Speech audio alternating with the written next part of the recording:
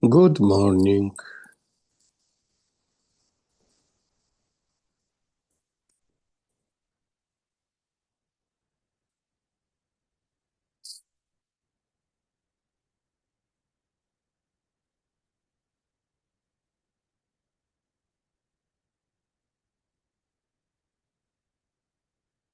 I don't hear.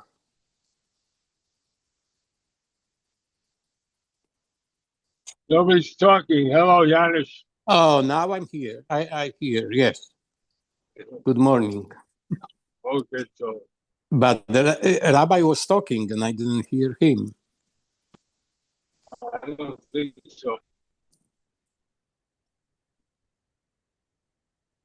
Jay, Yes, sir. you're open on Thursday, yes?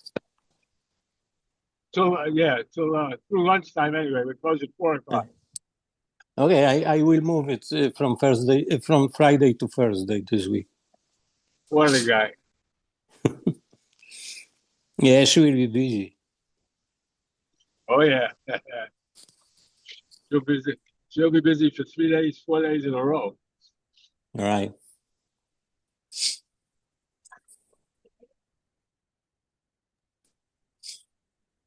Like I said, we are here, but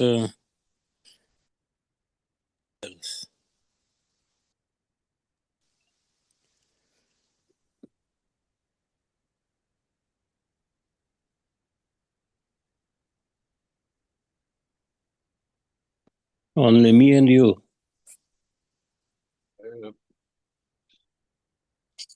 And you are in the car. Yeah, I'm in the car. I joined at 10 to, and Mendy was already on, or just coming on at 10 to 9. But so now he's a minute late, so I don't know. Yeah, Rabbi is speaking and I cannot hear him. Yeah, he is here. I see him, but I don't hear him. So, And Nathan also is here, but his microphone is off.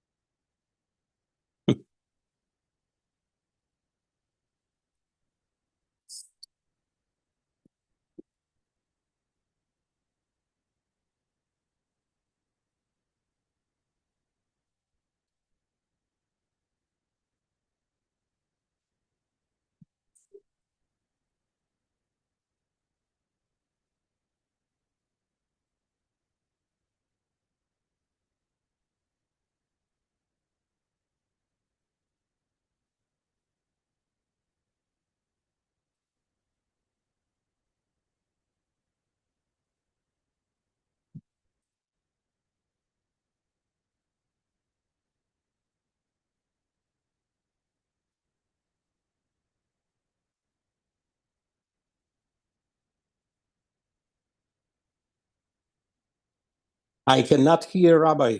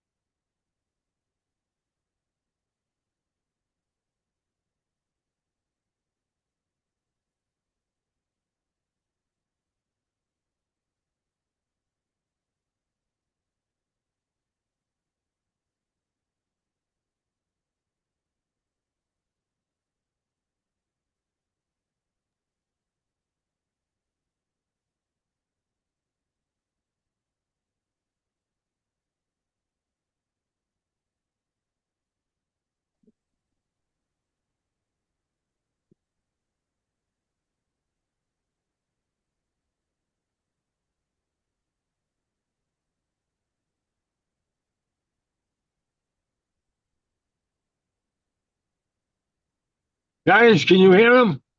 No, No, I called, honey. I let her know. I said we can see him, but we no, can't hear. I sent her the message, but Okay.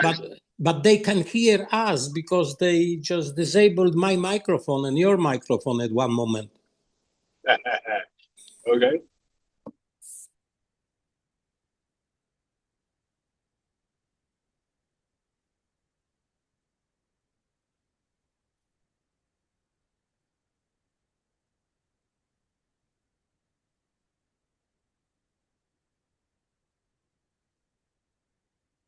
Elimelech was the wealthy Okay, now I can landowner, hear. wealthy person, who during the famine left Israel because he didn't want his fortune to be diminished by supporting all the poor people who had nothing to eat, which is a bit of a selfish thing to do, but he left to preserve his wealth. He left Israel, and his two sons, Machlon and Chilion, went with him, as did Naomi, and they married two Moabite princesses. These were wealthy, upstanding, high society people, so they married high society people of Moab, two Moabite princesses. They were shiksas. They weren't Jewish. How did Machlon and Chilion, the sons of the great Elimelech, how did they marry non-Jewish women? Big question. And it gets us to a whole other topic as to when are you allowed to leave Israel? If you are living in Israel, under what circumstances are you allowed to leave Israel? So if you want to go to yeshiva to learn Torah, you're allowed to leave. If you have somebody to marry, you're allowed to leave. But to save your assets, that's not really a reason. I mean, you should support your fellow Jews. So they left, and he was criticized for this. Yes. Ramban considered Avram as a sinner leaving Israel. Yes, of course. Correct. Absolutely. Now, again, are you technically allowed to leave to save your life? And if he felt his life was endangered because there was no food to eat, perhaps. But he was not in any danger. He was a wealthy man. And as a result, the Gemara tells us when he left, so first his assets diminished. Then his farm animals died. Then all his crops died. And eventually he died. He didn't get the message. He didn't get the message. Finally, after the two sons died, and Naomi is left a widow, and she happens to hear that the famine is over, so she goes back home. And that's when the two non-Jewish daughters-in-law begin to go back with her. Orpah says, I'm going home. I'm going back to my Moabite home. And Ruth says, no, I'm going to go with you now. And your people are my people, etc., etc. Your land is my land, your God is my God. So the question comes up, at what point did Machlon and Chilion marry non-Jewish women, which is a big, big sin? And if so, then maybe that's why they were punished. Or did they convert? I mean, would Machlon and Chilion have married non-Jewish women? Of course not. So they must have converted before they married them. This is basically the machlokas in Rashi and Ibn Ezra. You know, Rashi holds that they converted before they got married, and Ibn Ezra says, no, it didn't happen. They're on the way back to Israel. They had the potential of conversion, and Orpah went her way, and Ruth came back with Naomi. But the question is a very good question. I mean, would you think that these people who are so important people in Israel, but then again, they left. So, and if they had, and the question always bothered me, and I don't have a good answer. Let's assume that Machlon and Chilion would not marry non-Jewish women. Who converted them in Moab?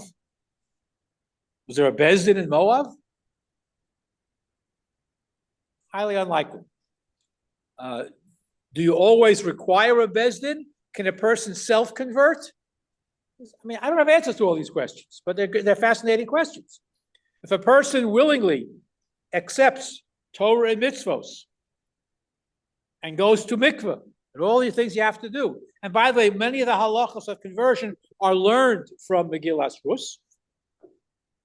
To when a person wants to come to convert, you push them away, you dissuade them, and then when they finally decide they're going to convert and you are accepting their desire, so what's the process? What do you teach them? And the halacha is very, very vague. And if you look in Shulchan Aruch, what do you teach a prospective convert? It doesn't list the mitzvos. It says teach them some of the major mitzvos, some of the minor mitzvos. Doesn't explain what they are. Rus, as we'll see in the Megillah, if you look at it carefully, indicates what she's willing to accept. Your people are my people. Your God is my God. Wherever you sleep, I will sleep. Wherever you walk, I will walk. Chum Shabbos, all the different halachos. She enunciates what she's accepting. Did Naomi teach it to her? Who was the Bezdin that converted Ruth even when she came back to Israel? How did this process go about? Was it a self-conversion? Again, I'm raising the questions. I don't have the answers, but the questions are important to analyze. And again, if you want to go over it in more detail on Shavuos night, let me know. We can sit and discuss it. The conversion process today is derived primarily from the psukim in Megillas Rus. When Orpah, by the way, what is the name Orpah? What does Orpah mean? Anybody have any idea? What is an oref? You know what an oref is? Oref is the back of the neck. She was a startling, beautiful woman. And guys would turn their necks as she walked by. They'd look at her. That's why she was named Orpah, because they turned their necks. They craned their necks to watch her. She was so beautiful. But she, obviously, if she had converted, she wouldn't have gone back to her non-Jewish ways in Moab. So that practically was not a real conversion at that point, because once you convert, you're considered a Jew, and she's not criticized for it. And Naomi tells her about both girls, you married my sons. My sons are dead. I'm going home. I have nothing. My husband's estate is totally dissolved. There's nothing left. There's no wealth. There's nothing left. I have nothing to offer to you. Go home to your father's house. Now, if they had converted, it wouldn't be so easy to do that. So Orpah goes home. Rus dafkabo. Ruth cleaved to her and stayed with her.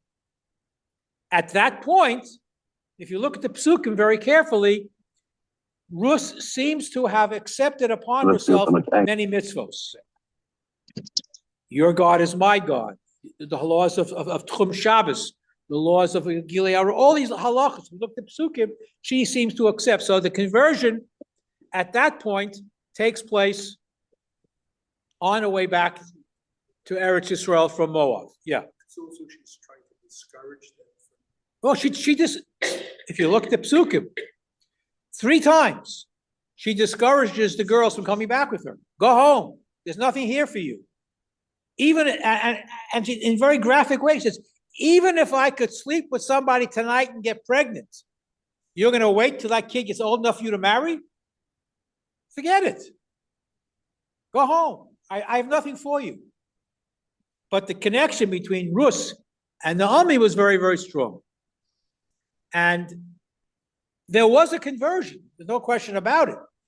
Because later on, Boaz, who was a shofet, a judge, a very prominent person, more prominent than Elimelech, Boaz ultimately winds up marrying Rus.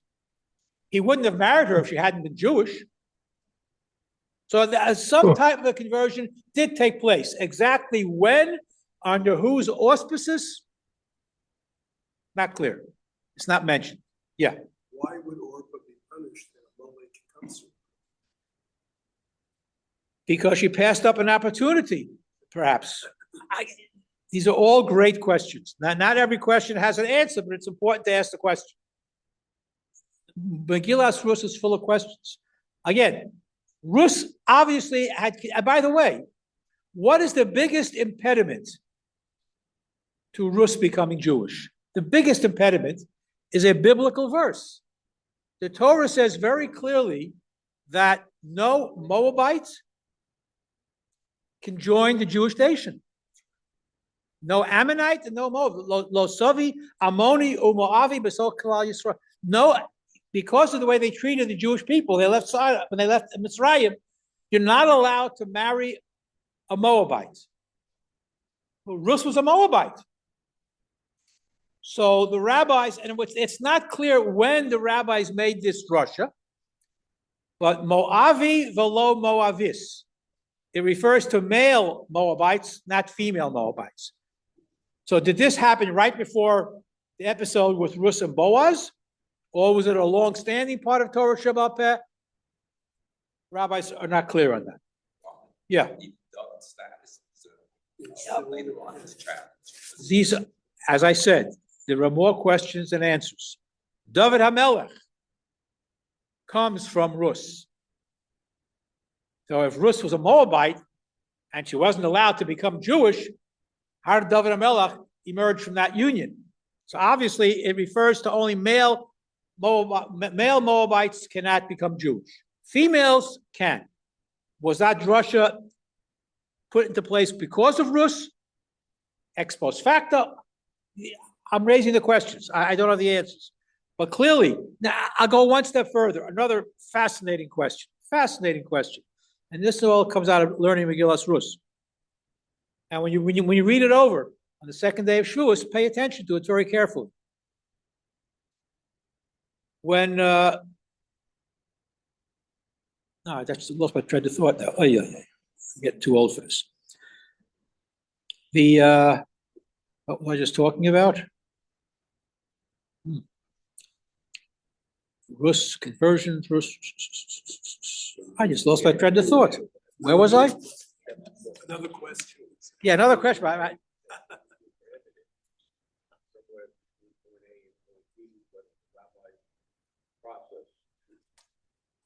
Too many questions here. Oh yeah. In terms of marrying Boaz, Boaz was fulfilling a variation of the mitzvah of marrying in terms of marrying the widow. So if a widow didn't have children, so the mitzvah of Yibum. Mitzvah of Yibum, so the nearest, again, the Torah talks about a brother, but in halachic practice, the nearest relative apparently in the ancient biblical world, if a husband dies and leaves the wife childless, so the nearest relative can marry her, l'hakim shem hameis al nachlaso. The family name should continue. Okay? So even though there were no brothers, single brothers left, Boaz was a relative, a distant cousin, but there was another cousin closer to Rus, or Naomi in the case, a closer relative, and his name is not mentioned clearly. He's called the Goel, the Redeemer, the potential Redeemer. And his name is not mentioned because he didn't fulfill his mitzvah. So he says, sure, I will marry Rus, and I'll inherit whatever property was left over from Machlon and Chilio and Elimelech. But then when he finds out that she was a Moabite, he says, uh-oh, I can't do this. Pen ashkis es nachlosi. It'll ruin my reputation. Apparently, he wasn't aware of the drasha of female Moabites can enter the Jewish nation. Okay, so he decides not to do it. Boaz is next in line, and he gathers a bezdin right away, and he marries her. So the question that I want to raise, what type of yibum or pseudo-yibum is it when her whole conversion is questionable? I mean, who converted her? What kind of Bezdin was there? Who were the rabbis? And then, do you actually need rabbis to officiate a conversion? Are the rabbis offering edus, testimony, that this person is accepting Torah and mitzvos, or are they actually doing the conversion? Do rabbis convert? No. They certify that this person is a convert. The person has met whatever requirements, and the requirements are very vague.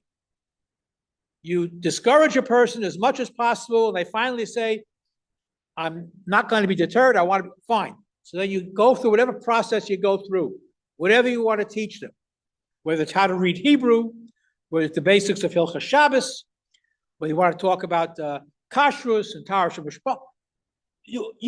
Rabbis can choose what they want. If a person has no background at all, you got to start from Aleph base. So, and again, quickie conversions by definition are hard to justify. Because if you have no basis of knowledge how to be a Jew, how do you become a Jew?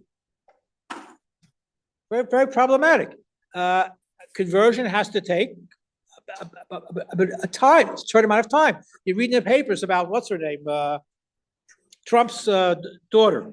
She spent over a year studying with Rabbi Luxstein, to be who presided over her bezdin to convert her. You have to have some basis of knowledge. Where did Rus go to learn? Who did she learn from? Rus? Maybe. Who presided at the bezdin? Not clear. Was there a bezdin? We have to assume there was some type, but throughout the entire Megillas Rus, you do not find any mention of any rabbis or any. The Gemara tries to darshan out. It's fascinating. When the Goel, the anonymous cousin, refuses to marry Rus, so Elimelech, Boaz says, I'll do it. And he convenes a bezdin on the spot, because it takes place. Why does he do this confrontation with the Goel at the Shar Ha'ir, at the gates of the city? Because that's where the bezdin would sit, and he'd be sure to have a minion there. Why need a minion? It's not clear. But the Gemara says there was a minion there to certify her conversion and to be Masada Kedushin and have a wedding all together, all at the same time. But there's a lot of interesting questions to raise. Megillas Rus it's the smallest Megillah, but it has tremendous amounts of information that are important for Shavuos. The key takeaway, of course, is that Judaism is based on our acceptance of the mitzvos. You can be born Jewish, and you are a Jew, but really being a Jew means to observe mitzvos. Without mitzvos, the Judaism has it has nothing, no essence to it. Just to be a Jew without acting upon being Jewish, and this is what, and if you look at the words, whether thou shalt go, I shall go, refers to Tchum Shabbos. A Jew can't go beyond a certain limit on Shabbos. Can't walk. Where you will be buried, I will be buried. Different places in the cemetery for Jews and non-Jews. Your people are my people. I accept the destiny of Klal Yisrael. Your God is my God. It's all these things the Gemara darshans out, specific mitzvos that she had been encouraged to accept and study about. Who learned with her? Who taught her? Yet, when all is said and done, David HaMelech is her great-grandson. And the importance of what he did, what Boaz did, and again, the Yibum question is a little bit shaky because they weren't direct relatives, and the conversion is somewhat questionable, although she was considered to be Jewish. The relationship between Rus and Boaz was only one night. He died after the first night they were married. She conceived. He was 80. She was 40. He was 80. She was 40. And I guess that first night was too much for him. And he died. And but she conceived. And what's fascinating, again, you can ask questions. Who were the ones that raised the child, Ovid, that Rus had? Who gave the kid a name? Rus's friend. No, not Rus, but Naomi. Naomi and her friends raised the kid. Now, were they the ones to guarantee the Jewish upbringing for this child? I can't answer that question. But again, look at the psukim. When the child was born, he was named not by the mother, but by Naomi's friends. And they took care of raising this kid, who eventually became the grandfather of David HaMelech. It's a fascinating book. Yeah, Milton.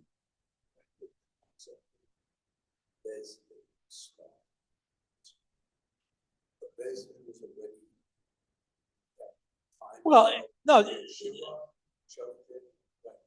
the notion of some type of a bezdin already existed in the Midbar. But the formal procedures and so forth, that probably came about in the time of the Anshe Knesset Hagdolah, the time of a little before Mordechai. It depends for what. There are different types of bezdins. There's a bezdin of 3, there's a bezdin of 23, there's the bezdin of 72, depending on what they're dealing with. Today, a bezdin for conversion today is 3 rabbis. For a divorce, also you have 3 dayanim. Yeah. Why?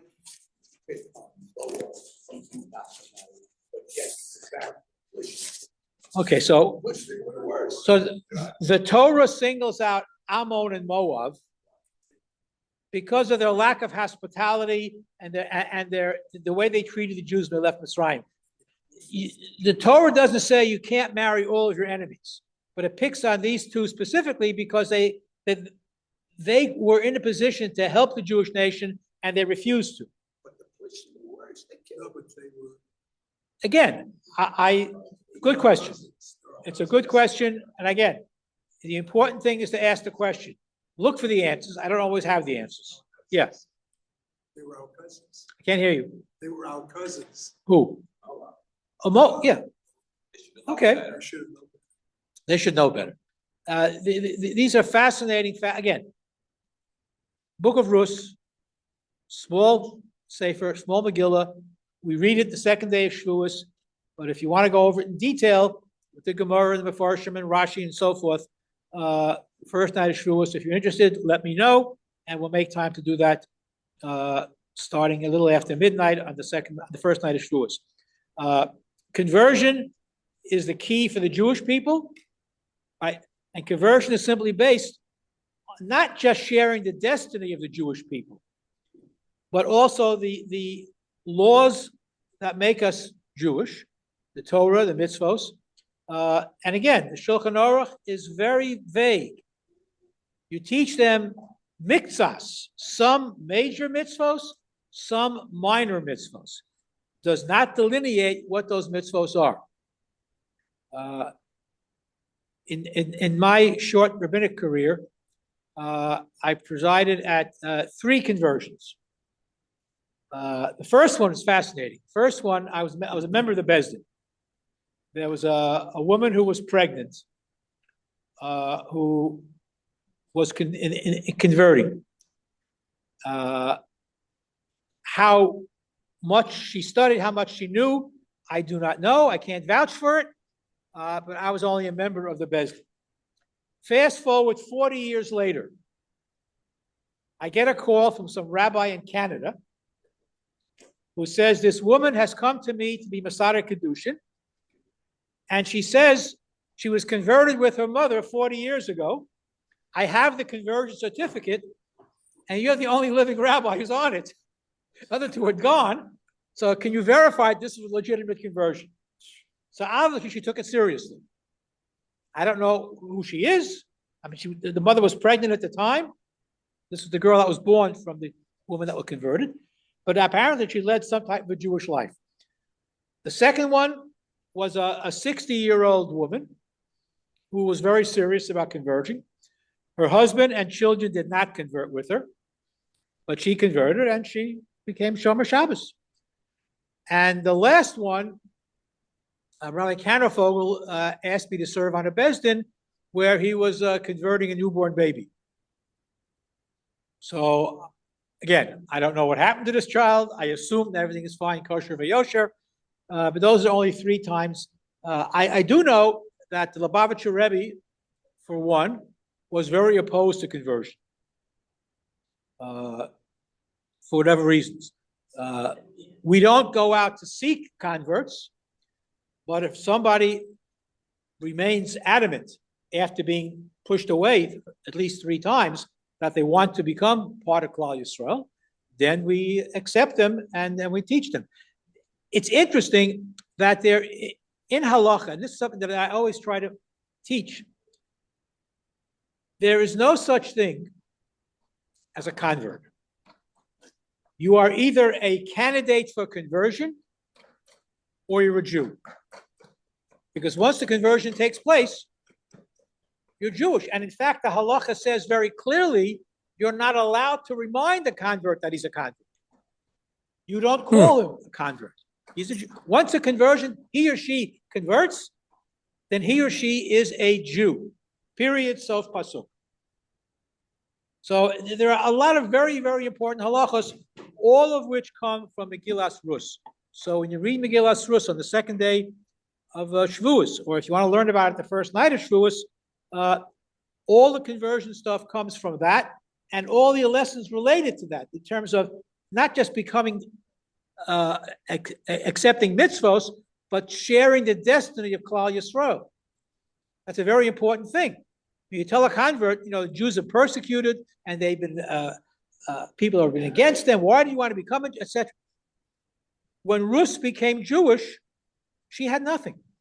She wasn't marrying into the family because of wealth. Now, it turns out she married a very wealthy guy. Boaz was a very wealthy man. But that's not why she came because she had a relationship with her mother-in-law. Whether she converted in Moab through this Bezdin that may have been there, or she converted on the way back to Eretz Yisrael is an open question. Machlokas Rashi and Ibn Ezra, as well as others. But the fact is, ultimately, she is the model. She is the model of what a convert can or should be. Even though, and I'll end with this, she did something very, very risky.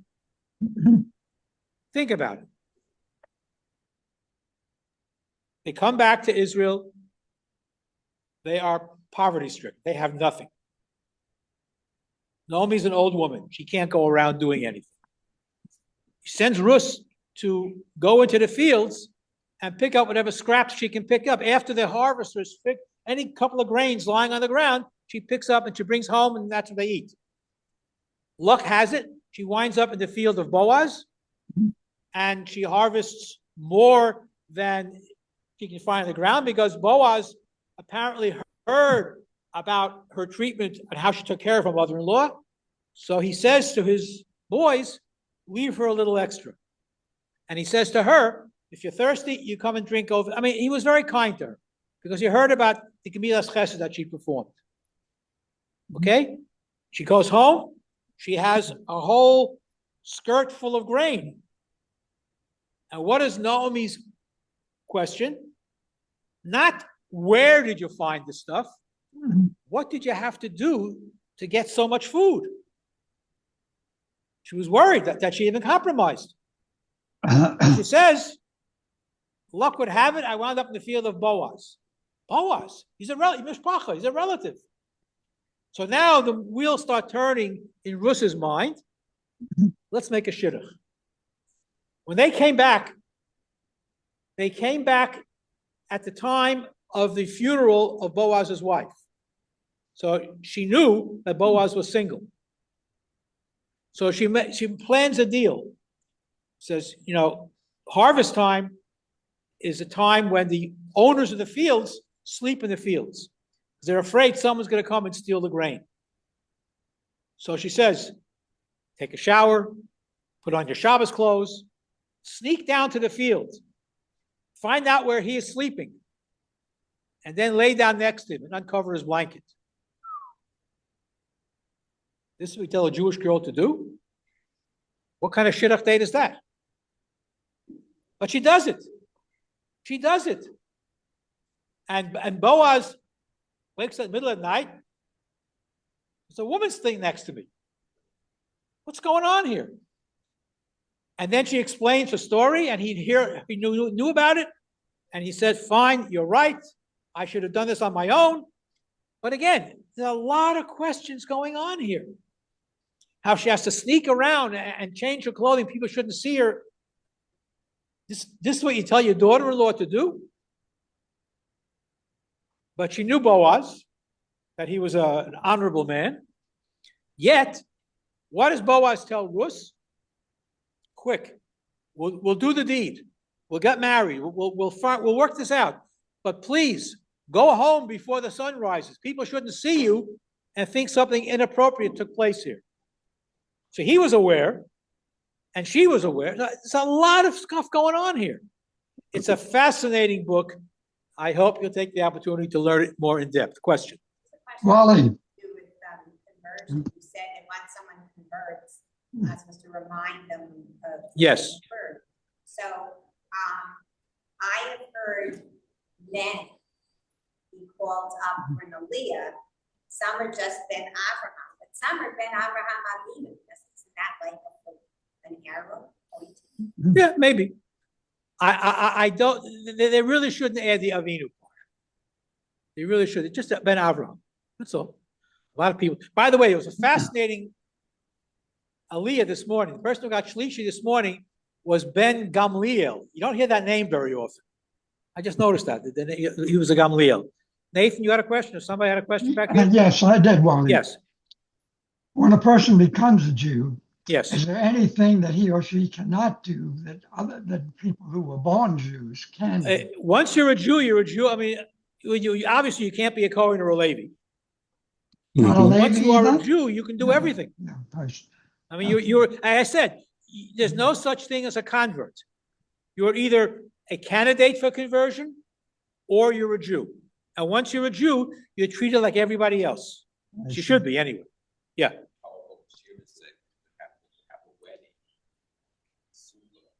Mhm. Right?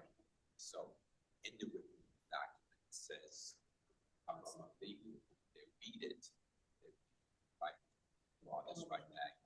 Yeah. They don't read it that way, Okay. but it's written that way. The whole subject is a fascinating subject, and a lot of literature on conversion in general today, especially.